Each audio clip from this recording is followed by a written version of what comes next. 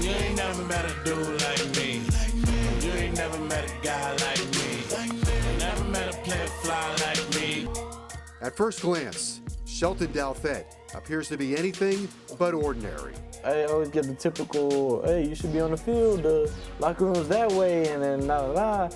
And you know, it was all fun again. I laugh at it. However, it's not the way he dresses on game day that makes him unique.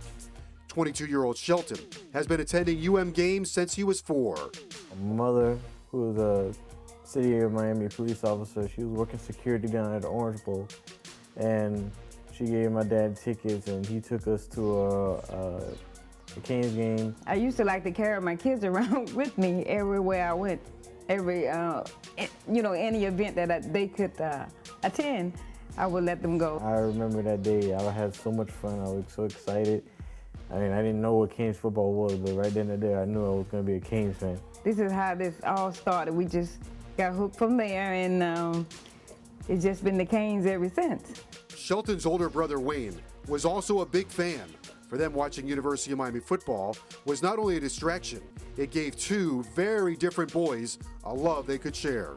I never missed a game around my brother. I never went to a Canes game without him. He was always there. My brother, he had autism, so basically he learned a little bit slower than the average child, but he was so eager to do everything, so like determined to learn. Shelton filled in the areas that he could not understand or he could not comprehend. He depended on his brother. What he taught Shelton was how to be kind and compassionate. And what Shelton taught him is from the intellectual point of view. And that was a rare combination. Last season, a week after their first road game together at Florida State, big brother Wayne got sick. He was just coughing in his sleep, and I woke him up, and I was just to give him his his cough medicine, and I noticed something wasn't right.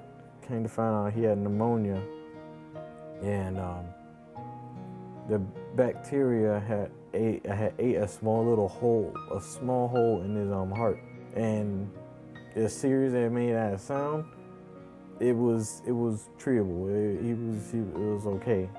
While his brother was in the hospital, Shelton visited him every day. One day, Wayne asked him a question. He's like, "Yo, Sean, when are you gonna wear all the UM gear to the game? 'Cause, you know, you've got a lot of the stuff in there." You know, I had the helmet and the jerseys and the pants, and you know, I was like, man, I don't know. And I was like, you know, I tell you what, as soon as you get out the hospital, I'll wear it to a game with you. As soon as you get out. Because at the time he was beginning to get better. He was in the ICU, but he was getting to get better. After 2 weeks in the hospital, Wayne returned home. A week later, he became sick again and returned to the hospital with an apparent case of pneumonia. On the day of the UCF game, October 17th, 2009, Wayne passed away. That was extremely tough. I just wished, as I was looking at him, I was just wishing that he would wake up, and I broke down in the ICU. They had to come get me to calm down, but you know, it was so, it was just, it hurt. It hurt a lot. The gentle giant, as he is called by those who love him, touched the hearts of everyone he came in contact with. I didn't even realize that Wayne had that much effect on people. We have very good memories of Wayne. We remember him as our friend, as a very loving and giving. I asked the students this morning, what can I say if somebody asks me about Wayne?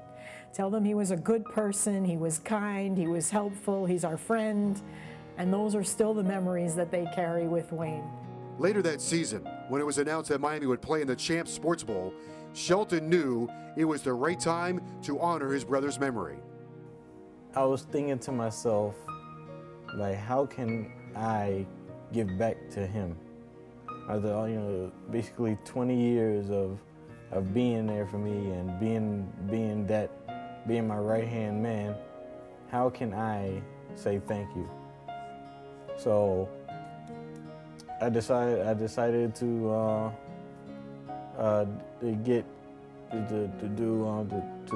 do my brother's promise. I had decided, like, okay, I'm gonna do this. Wayne was a kind and caring, gentle giant. His legacy lives on, not only in the hearts and minds of those who love him, but at the school he loved and graduated from, the Marion Center, a school for special needs children. After Wayne passed away, the family wanted in some way to be able to give that ability for another child to pursue their achievements. And they felt that the Marion Center helped Wayne to achieve those things, and they wanted to be able to continue by offering financial support to another family, that they would also be able to experience the satisfaction and the growth and the development of their children. And so the family has set up, in his memory, a scholarship to continue that for other families. This is how we're giving back. We want Wayne to live on through the scholarship fund to assist children with disabilities.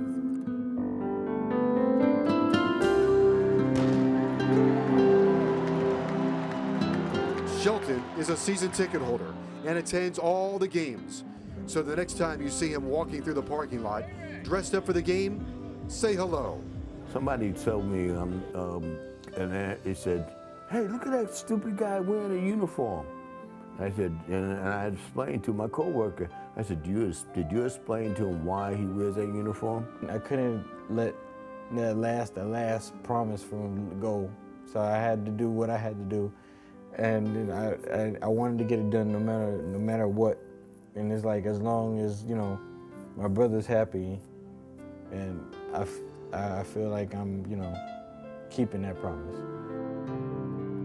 If you would like to help the Douthett family's cause, visit marioncenterschool.org or call them at 305-200-8927.